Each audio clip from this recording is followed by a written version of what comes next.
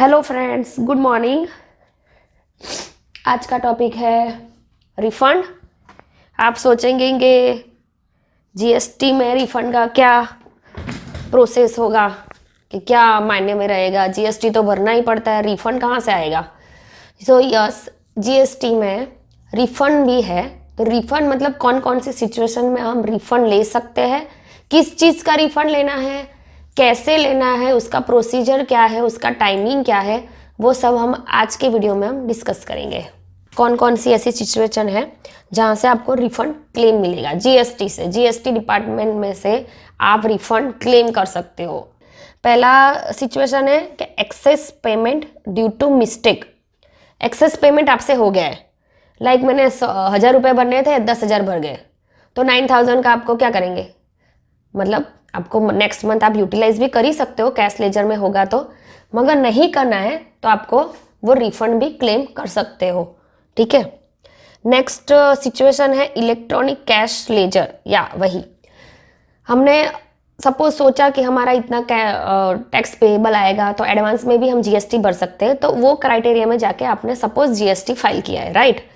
फिर आपको पता चलेगा कि वो इतना एक्सेस हो गया है, अभी हमको ज़रूरत नहीं है, शायद आपको क्रेडिट ज़्यादा मिल गई हो, परचेज ज़्यादा हो गया हो, तो पॉसिबल है कि आपका इलेक्ट्रॉनिक कैश लेजर जो आपको जीएसटी डिपार्टमेंट में है वो ज़्यादा एक्सेस है, काफ़ी टाइम से एक्सेस ही पड़ा हुआ है, तो वो भी आप रिफंड क्लेम कर सकते हो।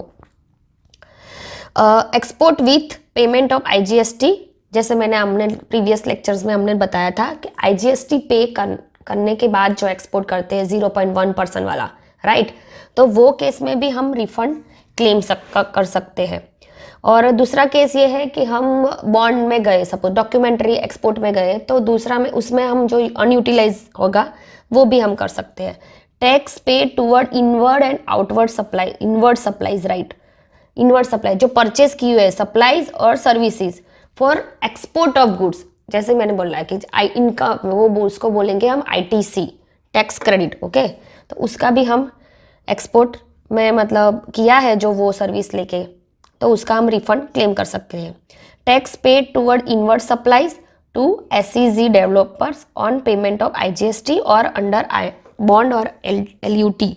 इट मीन्स के एक्सपोर्ट तो हमने डिस्कस किया ही गया था कि इंडिया से बाहर जा रहा है तो एक्सपोर्ट है, मगर वो दूसरा भी एक केस है कि सपोज से स्पेशल इकोनॉमिक जोन्स है जो गवर्नमेंट ने प्रिस्क्राइब की गई है कि ये वाले जोन में आप सप्लाई करते हो या इंपोर्ट करते हो, तो इंपोर्ट सपोज वहाँ से आप परचेज करते हो तो आप इंपोर्ट कंसिडर करा जाएगा। सपोज वो यहाँ पे हमने मतलब गुजरात में दहेज है, दहेज वाला जो एरिया है, जो जीआईडीसी वाला जो है वो एसईजेड माना गया है, वो रिमोट एरिया है, तो वहाँ पे जाके कोई बंदा बाहर सेल करेगा तो वो यहाँ से मतलब सपोज महाराष्ट्र में कर रहा है, दहेज में है, और वो महाराष्ट्र में कर रहा है वो वाला बंदा जो दहेज में है, राइट, तो उसके लिए वो सेल्स होगा, मगर उसके लिए वो एक्सपोर्ट होगा क्योंकि वो बंदा वहाँ से सेल्स कर रहा है, और वो उसके लिए जो महाराष्ट्र है वो परचेस कर रहा है, उसके लिए वो इम्पोर्ट रहेगा। ठीक है। तो वो वाले केस में भी जितने सारी जो एसईजेड यूनिट्स है जो वहाँ पे रजिस्टर्ड है दहेज यूनिट में, दहेज विलेज में, तो उनको जो एक्सपेंडिचर लगा है वो जो फिनिश्ड गुड बनाने में, राइट, तो वो लोग भी, उनको भी जो भी माल अपने बाहर बेचा है उन लोगों ने वो सारा का सारा एक्सपोर्ट ही है, even though they are not sold in outside the India, right, even though they have not sold outside the India, they can claim the refund because they are SEZ, special economic zones, they are considered as export। हम भी वहाँ पे बेचेंगे तो वो भी हमारे लिए एक्सपोर्ट किया जाएगा, ऐसा माना जाएगा। मैंने SEZ को बेचा है तो वो मेरे लिए एक्सपोर्ट माना जाएगा, तो सरकार उसके लिए भी सेम ही क्राइटेरिया अपनाएगी जैसे हमने एक्सपोर्ट में डिस्कस किया गया था कि बॉन्ड करके या तो फिर 0.1% पे करके आईजीएसटी जो फाइल करके करना है उस केस में। और जो मैंने जो यूटिलाइज किया है, जो हमारा जो कंज्यूम हुआ है, वो जो आईटीसी है जो भी मेरी पड़ी हुई है, वो सब भी हम एक्सपोर्ट मतलब जो भी एक्सपोर्ट किया गया है उसके लिए हम रिफंड फाइल कर सकते हैं। अनयूटिलाइज आईटीसी, वही मैं बोला कि आईटीसी जो हमारा रह गया है वो जो, मगर जो एक्सपोर्ट होने में जो यूज़ हुई थी वो, ऐसे ही नहीं कि जो पड़ी रही है वो नहीं है, मगर उसका यूज़, वो मटेरियल यूज़, वो service use, it has to be into export. ऐसा नहीं है कि आपने कुछ यहाँ पे ट्रेडिंग करने के लिए और इंडिया में ही करने के लिए आपने आईटीसी लगा दिया है, जो आपका परचेज हो गया है उसका आपको रिफंड नहीं मिलेगा। जो एक्सपोर्ट किया गया है उस उतने रिलेटेड ही आपको आईटीसी रिफंड मिलेगी, right. Unutilised credit due to inverted duty structure. Inverted duty structure means को ऐसा हो सकता है कि कभी कभी आपने 18% में परचेज लिया है, राइट। 18% आपका गुड्स जो है, आपका मटेरियल जो है, रॉ मटेरियल, मैं एक प्रोडक्ट बना रही हूँ, सपोज ये लैपटॉप जो बना रही हूँ मैं, राइट, उसका जो मैं पार्ट्स ये सब जो प्राइस से मैं परचेज कर रही हूँ वो शायद 18% में हो सकता है या 28% में भी हो सकता है, राइट। 18% सब, अब मान लीजिए कि ये वाले सब पार्ट्स जो है वो सब 18% में मैंने परचेज किया है। मगर जब ये मैं बना देती हूँ पूरा लैपटॉप, तो मैं जब बाहर कस्टमर्स को या फिर कोई भी आउटलेट और ट्रेडर्स में जाके मैं होलसेल में बेचती हूँ तो वो 5%, HSN कोड उसका 5% में आता है, उसका प्रिस्क्राइब रेट ऑफ GST 5% है। तो क्या करेंगे, हर टाइम आप सेल्स करेंगे, जब भी आप GST रिटर्न फाइल करेंगे तो आपकी तो टैक्स 5% पे ही लगेगी, राइट। आपने बिल पे 5% ही लगाया, मगर आपका जो रॉ मटेरियल कंज्यूम है वो 18% है, राइट। तो कभी भी आपको कभी होगा ही नहीं कि आपको टैक्स भरने को आ रहा है, क्योंकि आपका रॉ मटेरियल कंज्यूम जो ड्यूटी है वो ज़्यादा है, राइट। तो आपको उस केस में क्या रहेगा कि हमेशा आपका अनयूटिलाइज क्रेडिट इलेक्ट्रॉनिक लेजर में पड़ा रहेगा। तो उस केस में भी आप प्रूव करके कि हमारा क्रेडिट का रेट इतना ज़्यादा है और हमारा आउटसाइड द जो टैक्स रेट है वो ज़्यादा है, उससे कम है, राइट, तो आप GST रिफंड क्लेम कर सकते हो। पर तभी कर सकते हो जब क्रेडिट का जो हमने जो परचेज किया है वो GST रेट ज़्यादा है compare to outward GST rate, okay. Deem export में वही मैं मानूंगी कि SEZ वाला एक्सपोर्ट आएगा, right. Person holding UIN, person holding unique identification number, ये केस हमेशा पॉसिबल रहता है नॉन रेसिडेंस केस में। सपोज उन्होंने पे किया है तो वो भी वो लोग क्लेम कर सकते हैं। Miscellaneous refund as prescribe by government, ये आप हमेशा कभी कभी देखेंगे कि as prescribe by government normally रहता है, वो इसलिए रहता है कि गवर्नमेंट कभी भी ये चीज़ें ऐड कर सकती है, वो राइट्स रखने के लिए। वो एक्ट जब बैर एक्ट बनता है तो वो राइट रखने के लिए वो लास्ट पॉइंट डाल देती है एज प्रिस्क्राइब बाय गवर्नमेंट। मतलब ऐसा जरूरी है कि अभी 19 में कुछ और डालेगी, वो 20 में कुछ ऐड कर सकती है, डिलीट भी कर सकती है। सपोज ये इन्वर्टेड ड्यूटी स्ट्रक्चर वाला वो पॉइंट डिलीट करती है, तो वो पॉइंट्स रखने के लिए, वो उनका राइट्स रखने के लिए वो जो बैर एक्ट जो फॉर्म करते हैं उसी टाइम पे उनका राइट वो रिजर्व कर लेते हैं। इस हिसाब से मैंने ये लास्ट पॉइंट लिखा है कि एज प्रिस्क्राइब, मतलब ये तो पॉइंट है ही राइट नाउ 2020 में, मगर अभी नेक्स्ट में भी सपोज कोई नया पॉइंट आएगा तो वो भी यहाँ पे ऐड हो जाएगा, राइट। नॉट स्पेशल नॉट है कि जो हम एग्जाम सप्लाईज कर रहे हैं, सब एक्सपोर्ट नहीं है मगर एग्जाम्ट है, मैंने 18% में लिया है, राइट, और मेरी ITC ज़्यादा है और मैं जो प्रोवाइड कर रही हूँ वो एग्जाम्ट है, लाइक लैपटॉप एग्जाम तो नहीं है मगर मान लीजिए कि वो एग्जाम्ट है, तो ऐसा नहीं है कि मैं 18% में ले सकूंगी, वो चला जाएगा। ये specific provision related to export है, वो आपने देखा होगा। मेजरली सारे के सारे पॉइंट्स एक्सपोर्ट रिलेटेड है, अनलेस से ये फर्स्ट 2 पॉइंट, ये वाला और ये वाला, जिसमें बाय मिस्टेक आपने ज़्यादा पे कर दिया है, और दूसरा है कि वो ज़्यादा अमाउंट में ले भी किया गया है, राइट। तो उस केस में मतलब जो एग्जाम सप्लाईज और नील रेटेड में है उस केस में आप रिफंड नहीं क्लेम कर सकते। देन हम प्रोसीजर डिस्कस करेंगे। Registered tax payers within 2 years of relevant date, हाँ ये नोट डाउन कीजिए, हम रिलेवेंट डेट हम डिस्कस करेंगे बाद में कि विद इन 2 years ये रजिस्टर्ड पर्सन है वो within 2 years from the relevant date. कैसे वो रिलेवेंट डेट डिसाइड करना है हम नेक्स्ट टॉपिक में डिस्कस करेंगे। ऑन फाइलिंग ऑफ, ये फॉर्म है RFD 01, RFD 01 फाइल करने से विथ डॉक्यूमेंट्री एविडेंस, वो डॉक्यूमेंट्री एविडेंस भी नोट डाउन कीजिए कि वो भी कैसे, कौन कौन से केस में क्या क्या हम लोग डॉक्यूमेंट्री दे, क्योंकि केस टू केस वो डिफर करेंगे, राइट। तो वो भी कौन कौन से रहेंगे वो भी मैं आपको बताऊंगी नेक्स्ट स्लाइड में। Refund to be sanction within 60 days, मतलब register GST tax payers within 2 years of relevant date, जो भी डेट है आपकी विद इन 2 years आपको रिफंड RFD 01 में क्लेम करना है, राइट। वो डॉक्यूमेंट्स मैं आपको बता दूंगी। और जो ऑफिसर्स है वो विद इन 60 days जब आप क्लेम करेंगे मतलब विद इन 2 ईयर्स ऑफ जब आपको पता चलेगा कि ये मैं एक्सपोर्ट किया है या तो फिर ज़्यादा पे कर दिया है या तो इन्वर्टेड ड्यूटी स्ट्रक्चर की वजह से है, तो विद इन 2 ईयर्स आपको वो फिर क्लेम करना है RFD 01। और उस हिसाब से जब आप क्लेम करेंगे तो वो जो एप्लीकेशन की डेट है और जो जुडिक्शन ऑफिसर है वो विद इन 60 डेज में आपको रिप्लाई दे देगा कि you are eligible for refund और नॉट।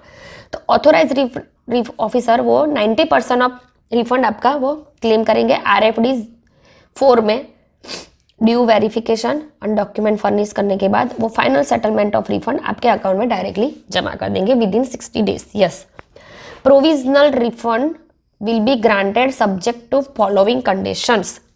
कभी कभी ऐसा रहता है सर कि ये जो प्रोविजंस है, ये जो एडवांटेजेस है रिफंड के, एक्सपोर्ट के, तो कभी कभी कोई बंदा उसका मिसयूज़ कर लेते हैं। तो गवर्नमेंट ने इसका भी प्रोविज़न रखा है कि कोई सपोज 250 लाख से ज़्यादा किसी का केस और टैक्स इवेजन का, मतलब जो टैक्स चोरी की है और उस पर केस ऑलरेडी 250 लाख का है, GST कंप्लायंस का रेटिंग उसका बरोबर नहीं है, नॉन कंप्लायंसिस है, देन अपील पेंडिंग में है, तो उस हिसाब से वो वाले केस में वो लोग प्रोविजनल GST रिफंड देंगे, राइट। मतलब कुछ कंडीशंस के हिसाब से देंगे।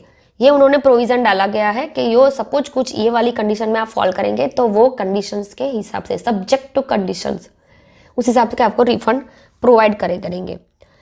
लास्ट टॉपिक है if refund on account of export of goods और service, export related to export.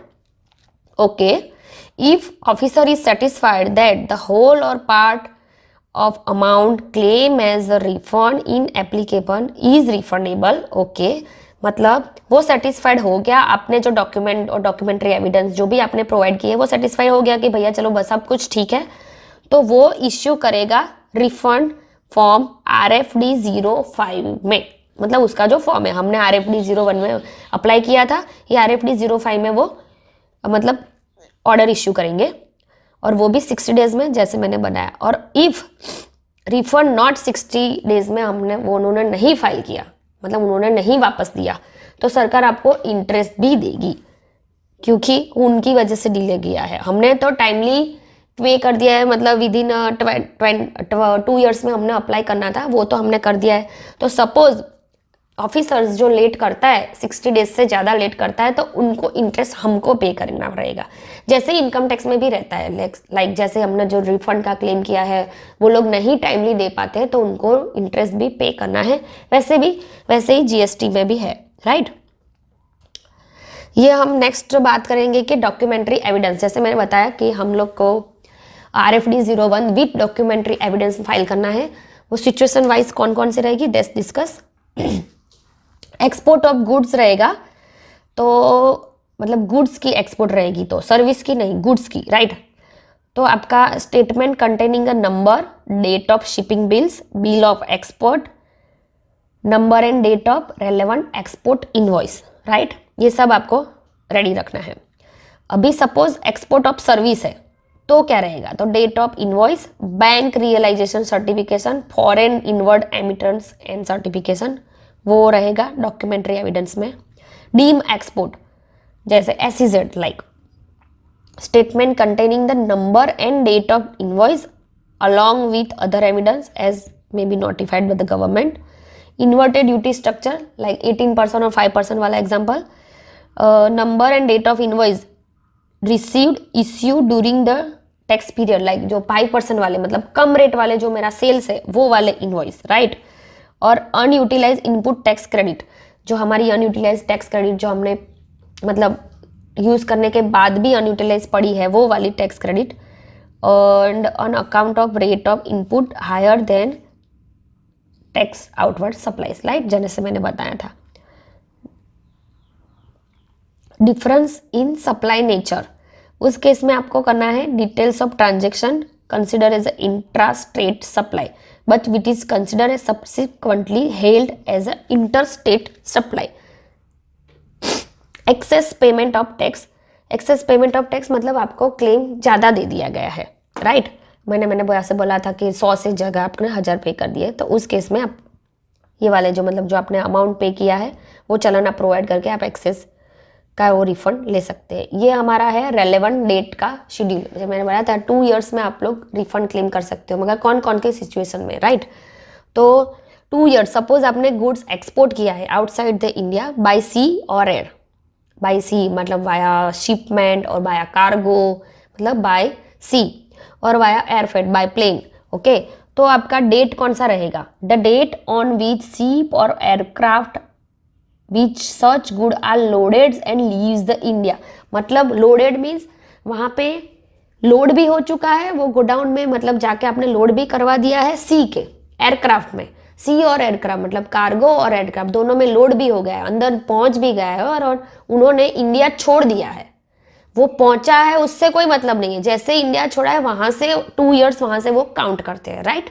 या वैसे ही सेम केस में लैंड में the date on which such good pass the frontier. Frontiers मतलब जो भी अपनी बाउंड्री है वो पास कर दी गई है। सपोज हमारा जो बड़ौदा लेवल है, तो बड़ौदा लेवल जो बड़ौदा से बाहर चला गया, तो मतलब उसके बाद आप उसका क्लेम कर सकते हो। सपोज बाय पोस्ट है तो dispatch of good by post office to the place to concern India. मतलब आपका जो आता है ना शिपमेंट कर दिया है उन्होंने, डिस्पैच कर दिया है, जैसे अमेजोन और फ्लिपकार्ट में जैसे आपको मैसेज आता है, राइट। आपको डिलीवर नहीं हुआ है, आपको रिसीव नहीं हुआ है, फिर भी आपको वो मैसेज करते हैं कि हमने डिस्पैच कर दिया है। वैसे ही ये पोस्ट में केस में भी हमने डिस्पैच कर दिया है, तो इस हिसाब से वहाँ से आपको लेना है। डीम एक्सपेक्ट मतलब the date on which return which is furnish, deem export which is furnish, right. Excess payment, आपको ज़्यादा पेमेंट हो गया है तो डेट ऑफ पेमेंट से। देन एक्सपोर्ट सर्विस के केस में आपका रहेगा date of receive of payment, जब आपको पेमेंट एक्स्ट्रा मतलब वहाँ पे जाकर आपने कैसे सर्विस किया वो वाली डेट नहीं, जहाँ से आपने रिसीव किया। सपोज एडवांस भी रिसीव किया है तो वहाँ से वहाँ वो वाली डेट आपको काउंट करनी है, राइट।